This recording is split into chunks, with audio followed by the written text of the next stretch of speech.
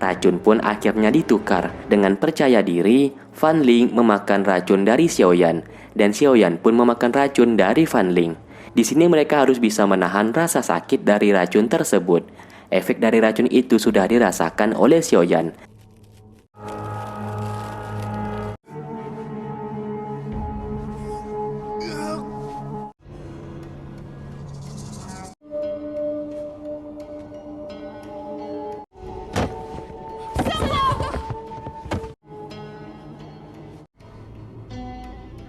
Sedangkan bokong Fan Ling tiba-tiba terbakar karena obat itu.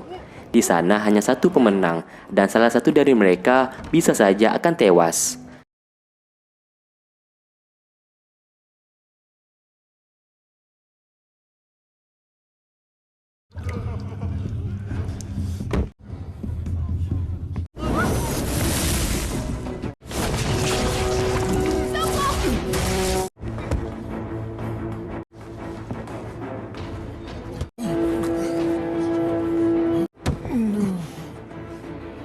Kini mereka pun saling sekarat karena racun di tubuh mereka masing-masing. Karena tidak ada jalan keluar, mereka berdua sepakat sama-sama untuk menyerah.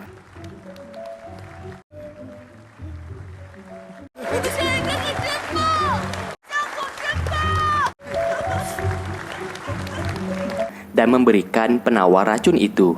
Namun Fan Ling berkhianat. Ia tidak menyembuhkan sepenuhnya racun di tubuh Xiaoyan. Ia pun memberikan darahnya supaya racun di tubuh Xiaoyan benar-benar bisa hilang. Namun resikonya, darah Xiaoyan akan terkontaminasi dengan darah klan Aula Jiwa, yang dimana Xiaoyan nantinya akan jadi budak klan Aula Jiwa.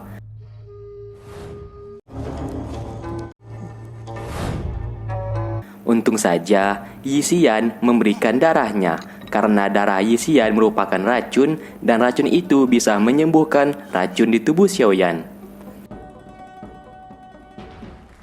Singkat cerita, Xiao merasa cemburu karena banyak sekali wanita yang dekat dengan kakaknya, mulai dari Yixian, Yaran, dan kini Medusa, Ratu Ular, yang saat ini telah menjadi ular dan berada di botol milik kakaknya. 那你呢？你喜欢谁？我帮你参谋参谋。他要是对你不好啊，我就帮你揍他。我喜欢，他是一个盖世英雄。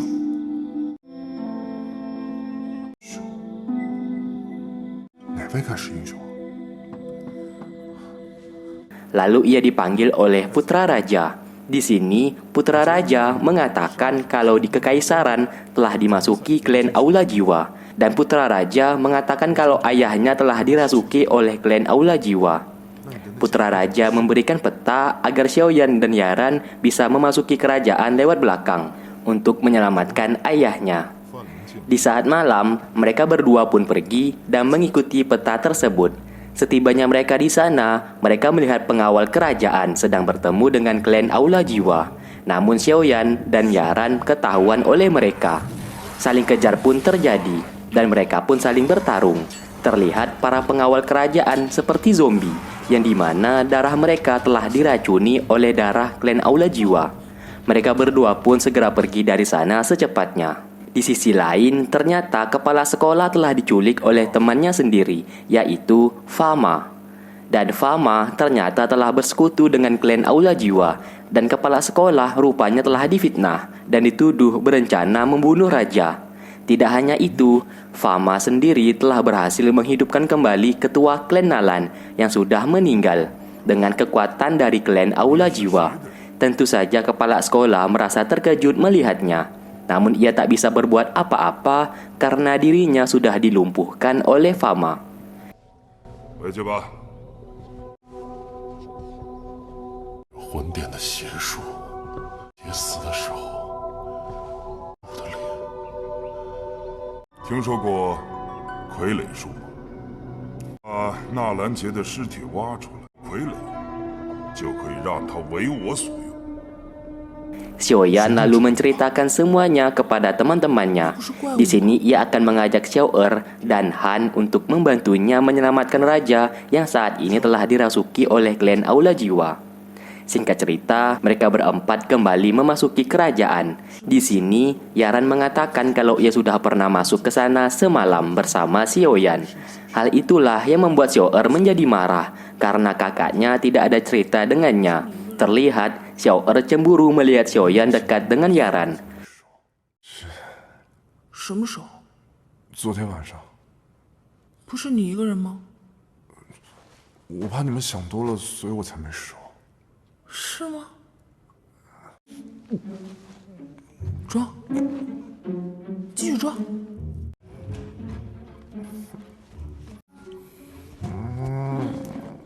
我这是为了救米藤山长老。 Xiaoyan mengatakan kalau ia terpaksa pergi dengan Yaran karena diperintahkan oleh putra raja. Xiaoyan pun merayu adiknya agar adiknya itu tidak marah. Setibanya mereka di sana, mereka tak sengaja bertemu raja yang saat itu sudah dirasuki oleh roh klan Aula Jiwa. Pertarungan pun terjadi dan mereka berusaha mengeluarkan roh klan Aula Jiwa yang berada di tubuh sang raja. Untung saja Xiaoyan berhasil mengeluarkan roh jahat tersebut dan sang raja langsung pingsan di tempat.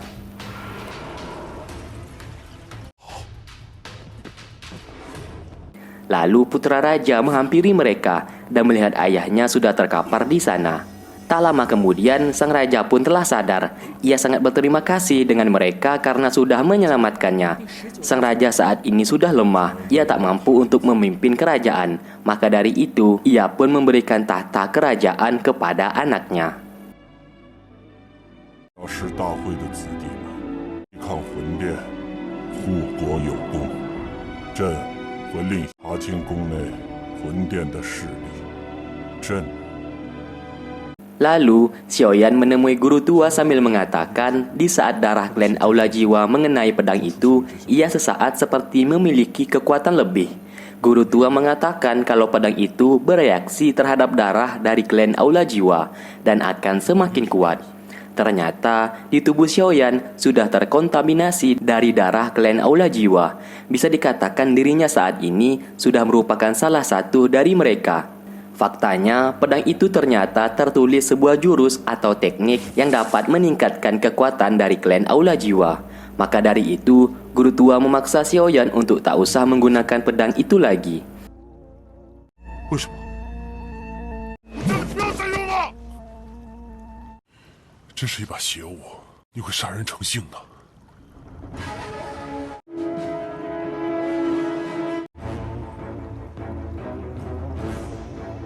Namun Xiaoyan berkata kalau ia akan tetap menggunakan pedang itu. Ia berjanji tidak akan terhasut oleh pedang tersebut.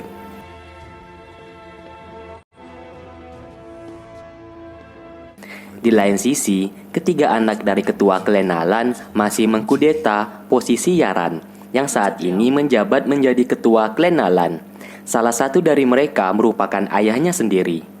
Ternyata orang yang telah meracuni kakeknya dengan darah klan Aula Jiwa adalah kedua pamannya sendiri. Dan Yaran mengetahui akan hal tersebut. Maka dari itu, ia akan menghukum paman-pamannya dengan menghapus kekuatan mereka dan membunuh mereka berdua. Sang ayah memohon agar Yaran memberikan belas kasihan terhadap paman-pamannya. Namun keputusannya itu sudah bulat. Ayahnya sendiri pun tak bisa berbuat apa-apa terhadap keputusan anaknya. Di sini ia menangis karena semua beban dari kakeknya dilimpahkan ke dirinya, yang membuat ia terpaksa melakukan itu karena ia tak mau terlihat lemah di saat memimpin klan Nalan. Singkat cerita, esok hari pun tiba. Xiaoyan di saat itu dihampiri oleh ketiga saudagar yang entah dari mana, yang tiba-tiba memberikan ia barang-barang istimewa, yaitu berupa batu hijau yang dapat menghilangkan segala racun di tubuh seseorang. Di sana juga ada daun lili yang dapat meningkatkan kekuatan seseorang secara instan. Setelah itu, ketiga saudagar itu pun pergi dari sana. Xiaoyan merasa heran kenapa ada orang yang baik yang tiba-tiba memberikan barang langka kepadanya. Ia pun memberitahukan kepada Xiao'er tentang barang-barang tersebut dan tiba-tiba Ratu Medusa berdesis. Di saat Xiaoyan mengeluarkannya, sang ratu seketika melahap daun lili hingga tak tersisa. 你看，这么贵的东西都让你吃，好不好啊？这么稀罕啊？女王，我们回来睡觉好不好？回来睡觉了。装咒骂死了你！人家本来就是女王。咦，恶心！ Lalu ia menemui raja baru sekarang dan ia meminta kepada sang raja untuk mengungkap kasus hilangnya kepala sekolah. Ia tahu kepala sekolah tidak bersalah dan ia mau sang raja memberitakan kalau kepala sekolah tidak bersalah, melainkan hanyalah difitnah. Tentu saja sang raja akan melakukan itu karena mengingat Xiaoyan sudah berjasa besar karena telah membantu raja sebelumnya terlepas dari roh jahat klan Aula Jiwa. Lalu sang raja memberikan surat pengumuman tentang kepala sekolah akademi tidak bersalah dan menyuruh Fama untuk menyebarkan berita itu. Tentu saja Fama tidak bisa berbuat apa-apa karena ia diperintah langsung dari sang raja. Padahal yang sebenarnya kepala sekolah akademi saat ini sedang disekap oleh Fama. Di sini sang raja seperti menaruh curiga kepadanya. Singkat cerita, seluruh peserta lomba kemarin dibawa ke sebuah lukisan dan lukisan itu bisa dimasuki setiap 60 tahun sekali dan hanya bisa masuk selama 2 jam. Sebelum lukisan itu terkunci kembali. Di dalam lukisan itu terdapat tumbuhan obat yang sangat langka dan mahal dan sang raja membolehkan mereka semua untuk mengambil sepuasnya. Satu persatu dari mereka masuk ke sana, begitu juga dengan Fan Ling.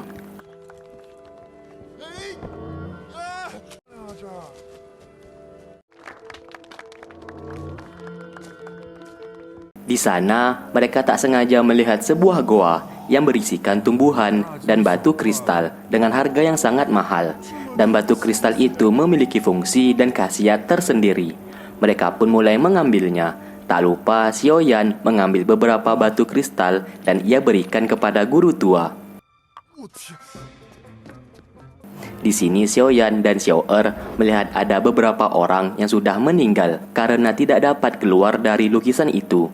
Ternyata pengaruh dari goa itu adalah mereka semua yang berada di sana akan menjadi rakus dan lupa diri. Terlihat di sana Xiaoyan mencoba menyadarkan teman-temannya, namun malah teman-temannya seperti rakus dan lupa diri. Namun Xiaoyan tetap memaksa mereka agar segera pergi dari sana sebelum waktunya habis. Namun di saat mereka mau keluar dari goa itu, mereka hanya berputar-putar dan kembali lagi ke situ-situ saja. Xiaoyan menyadari kalau ada seseorang yang sedang mengerjai mereka. 那就大麻烦了。你说什么呢你？你们几个吵什么呀？昊天，还记得刚才是几具尸体吗？2具。萧炎，再只剩1具了。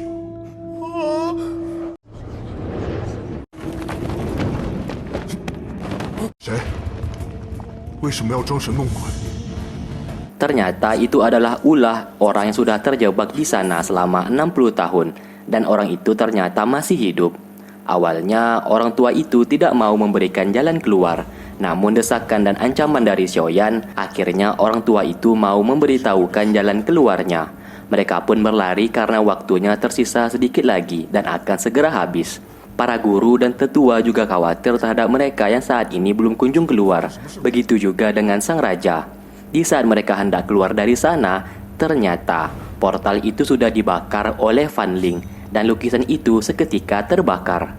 Ternyata Fan Ling merupakan anak dari Fan Long, ketua dari klan Aula Jiwa, dan ia sengaja mengikuti lomba itu agar bisa membalaskan dendam kepada Xiaoyan.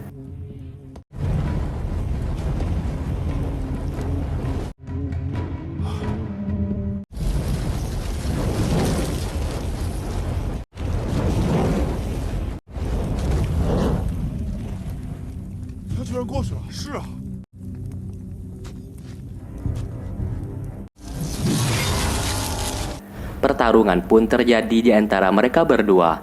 Sesaat darah Fan Ling mengenai pedang ular itu yang membuat Xiaoyan seketika merasa sakit. Fan Ling mengatakan kalau racun yang diberikan kepada Xiaoyan ternyata mengandung darahnya sendiri dan darah itu masih berada di tubuh Xiaoyan. Tak kehabisan akal, Xiaoyan membakar batu hijau yang kemarin sempat diberikan oleh ketiga saudagar dan batu hijau itu dapat menghilangkan racun apapun di dunia ini. sedangkan Xiao Er melawan Fan Ling dan berusaha untuk mengulur waktu. Akhirnya kekuatan Xiaoyan kembali dan ia pun langsung menghajar Fan Ling dan membakarnya hingga menjadi abu.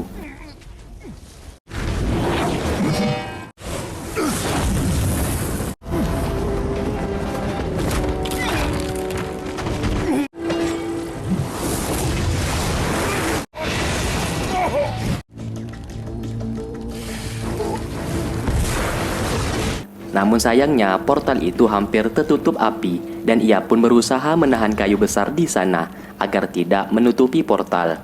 Xiaoyan pun menyuruh mereka semua untuk segera keluar dari lukisan itu. Di sana, Xiao Er tidak mau meninggalkan kakaknya. Namun Xiaoyan memaksa adiknya itu agar segera keluar dari sana. Seluruh siswa akhirnya selamat dan lukisan itu secara perlahan mulai terbakar api.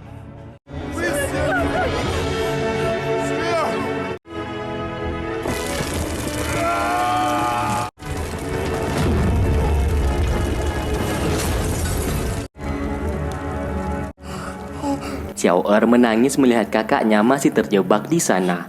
Namun tak lama kemudian, Xiaoyan berhasil keluar dari sana. Tapi kondisinya saat itu sedang pingsan dan hampir saja meninggal. Lalu di dalam mimpinya Xiaoyan, ia melihat sang ibu. Di sini Xiaoyan hampir saja meninggal dan ia saat ini seperti memasuki dunia akhirat. Ia pun bertemu guru tua. Lalu guru tua melihat kalau di pedang ular itu tertulis teknik bela diri peringkat atas dari klan Aula Jiwa. Guru tua melarang Xiaoyan untuk membaca teknik bela diri itu. Karena apabila Xiaoyan melanggar, ia tidak akan bisa terlepas dari kejahatan. Dan bisa saja Xiaoyan berubah menjadi jahat, sama halnya seperti Fan Long. 是为了对付魂殿而死，这上面的功夫，一个字也不准看。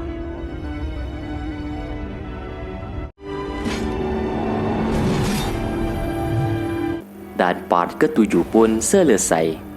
Oke, terima kasih buat kalian yang sudah stay tune terus di channel ini dan menunggu video-video yang aku upload. Sampai berjumpa di part berikutnya.